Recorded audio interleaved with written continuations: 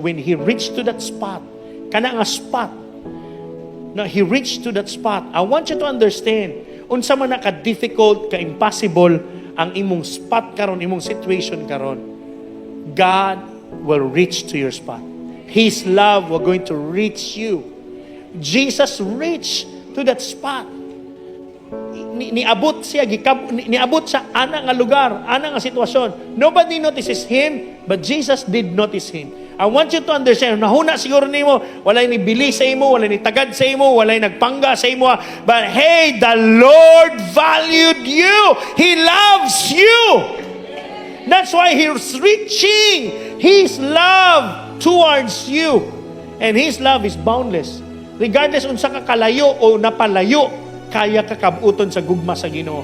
That's why He said, Zacchaeus, and he was surprised. Hapit gud siya mahulog sa sangal, kaila si Jesus da.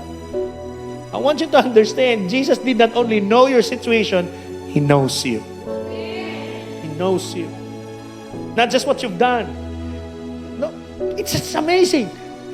Jesus will not call you, hoy, kawatan. Hello.